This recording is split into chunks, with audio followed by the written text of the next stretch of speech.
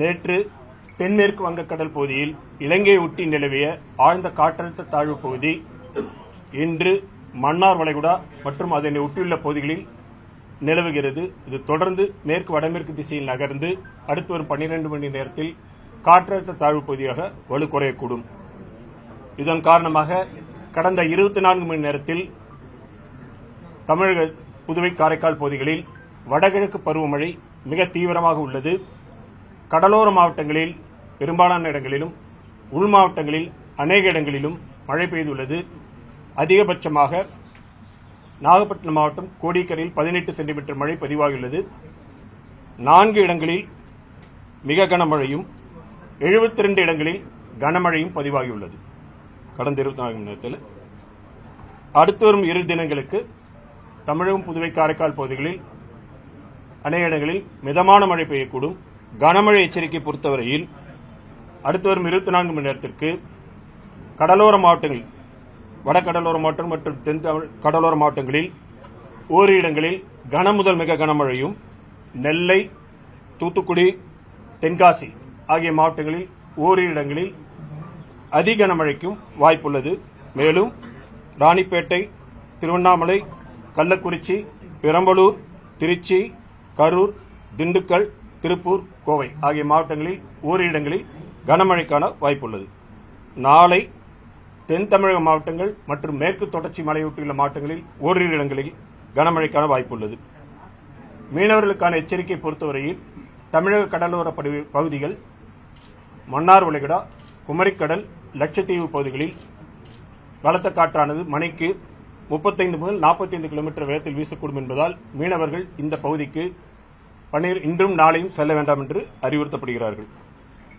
வடகிழக்கு பருவமழை பொறுத்தவரையில் கடந்த அக்டோபர் 1 முதல் இன்று வரையிலான காலகட்டத்தில் தமிழகம், புதுவை, காரைக்கால் பகுதிகளில் பதிவான மழையின் அளவு 47 சென்டிமீட்டர்.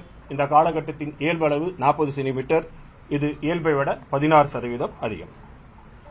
தற்பொழுது 2 மணி வரை அளவில் பதிவான மழை அளவை பொறுத்தவரைக்கும் நெற்குன்றத்தில் 10 சென்டிமீட்டர், மீனம்பாக்கத்தில் 8 சென்டிமீட்டர், அண்ணா யூனிவர்சிட்டியில் 7 சென்டிமீட்டர், தரமணியில் 7 சென்டிமீட்டர், பூந்தமல்லியில் 6 centimetre, Nandanam 6 centimetre, Kolappakkam 5 centimetre, ACS medical college Poonamallee 5 centimetre.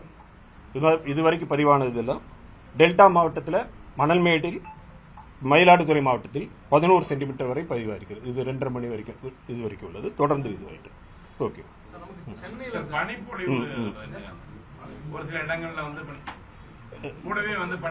பனிப்பொழிவு காலையில் 2 நாளைக்கு முன்னாடி வந்திருக்கு. இப்போ பனிப்பொழிவு இருக்காது. மழை பெஞ்சிட்டு இருக்கும்போது பனிப்பொழிவு இருக்காது. காற்றில் இருக்கக்கூடிய ஈரப்பதத்தில் உங்களுக்கு மழை தொடர்ந்து மழை பெய்யல, கேப் இருக்கும் பொழுது அந்த காற்றுல பனியில அந்த கண்டென்ஸ் ஆகிறதுனால உங்களுக்கு அப்படி தெரியும். அது ஈரப்பதம் நிறைய அதிக ஈரப்பதம் இருக்கிறதுனால காற்றுல இருக்கக்கூடிய தூசியில பதியும் பொழுது உங்களுக்கு அப்படி தெரியும். மழை பெய்யும் போது அது இதுவாயிரும், வேஷ் அவுட் ஆயிரும். மழை பெய்யும் போது பாக்குறோம் ஒரு குறிப்பிட்ட நேரம் ரொம்ப வலுவா இருக்கு, அப்புறம் கேப் விடுது, அப்புறம் திருப்பி கொஞ்சம் ஏன் அந்த இடைவெளி இருக்கு சார்? இப்படிதான் இருக்குமா? காற்றழுத்த தாழ்வு பகுதியோட இயல்பு அப்படி. இது புயல் இல்லையா, இது ஒரு காற்றழுத்த தாழ்வு மண்டலம் கிடையாது. காற்றழுத்த தாழ்வு பகுதியோட இயல்பு அப்படித்தான் இருக்கும். அது வீக்கான சிஸ்டம்ங்கிற பொழுது பகல் நேரம், இரவு நேரம் வேறுபாடு இருக்கும். ஒரு நாள்ல காலையிலிருந்து ஈவினிங் வரைக்கும் வேறுபாடு இருக்கும். செல்ஸ் டெவலப் ஆகணும். செல்ஸ் டெவலப் ஆகும்போது இடையில்பட்ட நேரத்தில் உங்களுக்கு ஏற்ற இறக்கத்தோட மழை இருக்கும். ஆழ்ந்த காற்றழுத்த தாழ்வு பகுதி வலு குறையறதுக்கு தான் வாய்ப்பு. ஆமா, வலு குறையறதுக்கு வாய்ப்பு. வலு குறையும் போது அப்போ மழை படிப்படியா குறையுமா? படிப்படியா தான் குறையும். வலு குறையும் போது படிப்படியாக குறைந்து மேற்கு திசையில் நகர்ந்து செல்கிறது. அதனால குறைந்துகிட்டு இருக்கும்.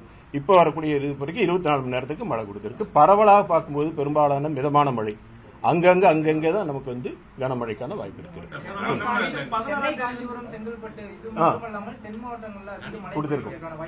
ஆமா, கண்டிப்பா இருக்கு. கண்டிப்பா இருக்கு. இந்த சிஸ்டம் மிக இப்ப நம்ம மன்னார் வளைகுடா பகுதியில் நிலை கொண்டு இருக்கிறது. தொடர்ந்து மிக மெதுவாக நகர்ந்துட்டு இருக்கு. நீங்க பாத்தீங்கன்னா அந்த மேகக்கூட்டங்களே பார்க்கும் பொழுது மொத்தமா பரவலா தான் இருக்கு. தமிழ்நாடு முழுவதும் பரவி இருக்குது. மெதுவாக நகர்ந்துட்டு இருக்கு. நகரும் பொழுது உங்களுக்கு தென் தமிழ் மாவட்டங்களிலே இருக்கும். அது மெதுவாக நகர்ந்து செல்லும் பொழுது குமரிக்கடல் பகுதியிலிருந்து அந்த பகுதிக்கு காற்றினுடைய இது செல்லும் பொழுது காற்றில் ஈரப்பத குவிதல், moisture flux convergence will be more. அப்படி இருக்கும் பொழுது இரவு பகுதியில் வரும்பொழுது உங்களுக்கு மழை கிடைக்கும். வரும் பொழுது அந்த இடத்தில் மேற்கு தொடர்ச்சி மழையின் காரணமாகவும் அங்கேயும் சில பகுதிகளில் மழை கிடைக்கிறதுக்கு வாய்ப்பு ஒரு தரங்கள் கொடுத்திருக்கோமே. அதுதான் இப்ப சொல்றோம். ரெட் அலர்ட் அலர்ட்ங்கிறது ஒரு இடத்துல என்டையர் இது கிடையாது. நம்ம சொன்ன மாதிரி 3 இது தென்காசி, தூத்துக்குடி, நெல்லை மாவட்டங்கள் ஓரிடங்களில் அதிக கனமழைக்கும், பெரும்பாலும் வடகடலோர மாவட்டங்களில் கனமழைக்கும், மிக கனமழை 1 to 2 இடங்களில் கனமழைக்கும் வாய்ப்பு இருக்கு. அது குறித்து அவ்வப்பொழுது தெரிவிக்கப்படும். டிசம்பர் ஏன்னா பொதுவாக அக்டோபர் 31 வரை வடகிழக்கு பருவமழை இன்னைக்கு 31 ஆயிடுச்சுன்னு நிக்காது. சில வருடங்கள்ல 3 வருஷம் இதுல இதுவரைக்கும் இருக்கக்கூடிய இதுல பாத்தீங்கன்னா 3 வருட காலகட்டங்களில் சில சமயங்களில் ஜனவரி மாதத்துக்கும் போகுது, 15 தேதி வரைக்கும் போகிறது. அந்தந்த காலகட்டத்தில் அதனுடைய இயல்பு பொறுத்து எக்ஸ்டெண்ட் ஆகும். சில சமயம் சீக்கிரம் முன்னாடி ஆகும். தற்போதைய காலகட்டத்தில் பார்க்கும்போது கடந்த காலகட்டத்திலாம் பார்க்கும்போது ஜனவரி 5, கடந்த ஆண்டு ஜனவரி 15 அந்த மாதிரி பொங்கல் வரைக்கும் கூட போயிருக்கு. அது ஒரு பை வீக்கில் ஃபோர்காஸ்ட் வரும் இல்லையா, அதுல உங்களுக்கு தெரியும் மழைக்கான வாய்ப்பு 15ஆம் தேதி ஒட்டி 15ஆம் தேதி ஒட்டி அந்தமான் கடல் பகுதியில் ஒரு காற்றழுத்த தாழ்வு பகுதி உருவாவதற்கான வாய்ப்பு இருக்கிறது. அதன் நகர்வு, அதனால் ஏற்படக்கூடிய மழை, அது குறித்த விவரங்கள்லாம் அடுத்து வரக்கூடிய இதுல தெரிவிக்கப்படும். தொடர்ந்து இந்த கணிப்பு விட ஒவ்வொரு நேச்சர் மாற்றி விட்டுட்டு போயிருது. நீங்க ரெட் அலர்ட் கொடுக்கும்போது திடீர்னு நீங்க ஆரஞ்சு அலர்ட் இந்த மாதிரி இந்த சூழல்ல எதை வச்சுதான் நம்ம கணிக்கணும்? உண்மையில இன்னும் லேட்டஸ்ட் டெக்னாலஜி வரலையா, இல்ல என்ன காரணத்தினால நம்மளால சரியான முறையில கணிக்க முடியல? வானிலை இயல் என்பது முழுமையாக அறிந்து கொள்ளப்பட்ட அறிவியல் கிடையாது. It is not a complete science. இன்றைய தினத்தில் 100% முழுமையாக எப்பொழுதுமே கணிக்கக்கூடிய அளவிற்கு கிடையாது. ஒரு வானிலை நிகழ்வு என்பது பலவிதமான காரணங்களால் நிகழக்கூடிய ஒரு விஷயம். ஒன்னோடு ஒன்று சில சமயங்களில் எல்லாமே ஒருங்கிணைந்து செயல்படும் பொழுது கணிப்புகள் சரியாக வரக்கூடிய வாய்ப்பு இருக்கும். ஒவ்வொன்று எதிரெதிர் திசையில சில சமயங்களில் நகர்ந்து செல்லும் பொழுது கணிப்புகள் தவறி போவதற்கு வாய்ப்பு இருக்கிறது. அது சயின்ஸோட நிலை. டெக்னாலஜி மட்டும் பத்தாது. டெக்னாலஜி உங்களுக்கு டெக்னாலஜிங்கிறது பேசிக்கா நம்ம நினைக்கிறது கருவிகள் இருந்தாலே எல்லாமே நல்ல கருவிகள்ங்கிறது உங்களுக்கு ரீடிங்ஸ் தான் கொடுக்கும். அந்த ரீடிங் வச்சு என்ன பண்ண போறோம்? It is not only the data, what you are going to do with the data is also important. Science, it is a science. அறிவியல் வளரும் பொழுது தொழில்நுட்பம் வளர்ந்தாலும் தேவைதான். அறிவியல் தொழில்நுட்பம் வளரும் பொழுதுதான் எதிர்பார்க்கப்படுகின்ற துல்லியத்தன்மை கிடைக்கும். அது இல்லாத போது இப்ப சமீபத்தில் கூட கேட்டிருப்பீங்க. ஓகே, ஒரு நிமிஷம்.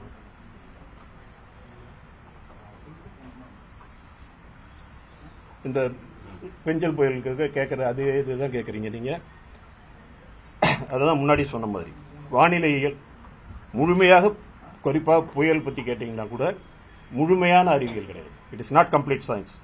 அதனுடைய ஆரம்பம் முதல் இறுதி வரை பலவிதமான ஃபேக்டர்ஸ் ஒர்க் ஆகுது. இது பிராடா பார்க்க முடியும். இப்போ புயல் பத்தி சொல்லிட்டு இருக்கேன். மற்ற எது இருந்தாலும் சரி, இன்டர்னல் டைனமிக்ஸ், எக்ஸ்டர்னல் இன்ஃபுளுயன்ஸ், உள்ளே நடக்கின்ற நிகழ்வுகள், வெளிப்புறத்திலிருந்து வரக்கூடிய தாக்கங்கள், இது எல்லாமே சார்ந்து இருக்கக்கூடிய விஷயம். அதுலயும் இப்ப பாத்தீங்கன்னா பேசிக்கா சைக்ளோனை பொறுத்த வரைக்கும் சி சர்ஃபேஸ் டெம்பரேச்சர், கடலுடைய உள்ளடக்கம், வெப்ப உள்ளடக்கம், காற்றில் கீழ்ப்பகுதியில் காற்று குவிதல், மேற்பகுதியில் எந்த அளவுக்கு டைவர்ஜென்ஸ் ஆகுது, காற்று எப்படி திசை மாறுது, காற்றுக்கும் வளிமண்டலத்துக்குள்ள இன்டராக்ஷன், மேகக்கூட்டங்கள் எப்படி உருவாகுது, அதனால என்ன ஹீட் ரிலீஸ் ஆகுது, பிளஸ் அந்த புயலுடைய நகர்வு வேகம், இது மாதிரி பலவிதமான காரணிகள் இன்று வரைக்கும் நமக்கு ஃபேக்டர்ஸ் அறியப்பட்டிருக்குது. இன்னும் தெரிந்து கொள்ள வேண்டிய இருக்கக்கூடிய விஷயங்கள் நிறைய இருக்கு. இப்ப ஒரு புயல் உருவாகாத போது பொதுவாக காற்று பொதுவாக நேர் திசையில போகும். புயல்கிற சுழலும். அப்ப நேர சென்று கொண்டிருக்கின்ற காற்று சுழலுங்கிற போது திசை மாறணும். அப்போ அது என்ன, ஒரு நிலையிலிருந்து இன்னொரு நிலைக்கு மாறுகிறது. அதுக்கு பின்னாடி எனர்ஜி எக்ஸ்சேஞ்ச், சக்தி பரிமாற்றங்கள் இருக்கிறது. இது முழுமையாக அறியப்பட வேண்டும். இன்றைய தினத்தில் இது முழுமையாக அறியப்படவில்லை. புயல்கள் இருந்தாலும் சரி, வானிலை நிலைகள் இருந்தாலும் எல்லா சயின்ஸும் நம்ம complete science, it is not a complete understand physics. அப்படி இருக்கும் பொழுது ஜெனரலா பாத்தீங்கன்னா புயல் கரையை கடக்கின்ற பகுதி பெரும்பாலும் நம்ம அறிக்கையில் அந்த டைட்டில் சொன்னது புதுவை கரையில் கரையை கடக்கும் சொல்லியிருந்தோம். புதுவை கரையில் கரையை கடந்தது. எதுல நிலை மாற்றம் புயல் இருக்கும். இல்ல புயலா அவ்வாறு காற்றவில்லை. காரணம் அவ்வப்பொழுது அதனுடைய வலுவில் மாற்றங்கள் ஏற்பட்ட காரணத்தால் கணிப்புகள் வெளியிடப்பட வேண்டிய நிலை ஏற்பட்டது. இது ஏன் காரணம்னா, ஃபர்ஸ்ட் அது நிலநடுக்கோட்டுக்கு அருகில் உருவாகி மேல நகர்ந்து வந்து இலங்கைக்கு அருகில் உரசி நின்ற பொழுது நிறைய மழை கொடுத்தது. அப்ப அதனுடைய எனர்ஜி கம்மியாயிருச்சு. அங்கிருந்து நேரம் நம்ம மேற்கு வடமேற்கு திசையில் நகர்ந்து கரையை ஒட்டி வரும் என்று எதிர்பார்க்கப்பட்ட நிலையில் சற்று கடலுக்குள் சென்றது. அப்போ வடகிழக்கு திசையில் நகர்ந்து சென்ற பொழுது அதுக்கு சக்தி அதிகமாச்சு. அப்படி சக்தி அதிகமாது பிறகு அதுக்கப்புறம் வேகங்கள் மாறுபாடு நிறைய வேகம் பார்த்தோம். நம்ம சில சமயங்கள் 15 கிலோமீட்டர் வேகம், திடீர்னு ஒரு 0 கிலோமீட்டர் இதுக்கு நகராமல் இருந்தது. இப்படி பலவிதமான காரணங்கள்லாம் இருக்கும் பொழுது எல்லாமே சேர்ந்து பார்க்கும் பொழுது செயற்கைக்கோள் கணினி மாதிரிகள் இதெல்லாம் வச்சு பார்க்கும் பொழுது அந்த முதல்ல மாலை அளவில் சொன்னோம் அதுக்கு சாத்தியமில்லை என்று. பிறகு இரவுல அது வளர்ச்சி பெறக்கூடிய சூழ்நிலை வந்த பொழுது அடுத்த நாள் காலையில் தெரிவிக்கப்பட்டது. இது இங்கு மட்டும் இல்லை, அட்லாண்டிக் கடல் எந்த கடலில் கடந்த வருடம் அக்டோபர் நீங்க பாத்தீங்கன்னா ஓட்டிஸ்ங்கிற புயலுக்கு கொடுக்கப்பட்ட கணிப்புகள் 112 கிலோமீட்டர் வரைக்கும் தான் காற்று இருக்கும் என்று சொல்லப்பட்டது. ஆனால் வீசப்பட்ட அந்த ஓட்டிஸ் புயல் வீசும் பொழுது 260 கிலோமீட்டர் வேகத்தில் வீசியது. ஆக நம்ம ஏதோ இத்தனைக்கும் அங்கெல்லாம் இத்தனை வகையான கருவிகள் புயலுக்குள் விமானங்களை செலுத்தி ஆய்வு விமானங்கள் ரெக்கனன்ஸ் பிளைட்ஸ் அவற்றின் மூலமாக விவரங்களை பெற்று கூட கணிப்புகள் செய்யப்படுகிறது. அப்படி இருந்தாலும் கணிப்புகள் தவறுகின்ற பொழுது அதனுடைய டிஃபிகல்ட்டி தெரிஞ்சுக்கணும், சயின்ஸோட டிஃபிகல்ட்டி புரிஞ்சுக்கணும். இது லாட் ஆஃப் எக்யூப்மெண்ட்ஸ் இருந்தா கூட அவங்களால அந்த இது போகல. இது தொழில்நுட்பம் மட்டும் கிடையாது, அறிவியலும் முக்கியம். ஆக முழுமையாக அறிவியல் அறியப்பட வேண்டும். அந்த அறிவியல் கணினியில் உள்ளீடு சேரப்பட வேண்டும். இதெல்லாம் செய்யப்படும் பொழுது இப்ப ஆர்டிபிஷியல் இன்டெலிஜென்ஸ் வருது.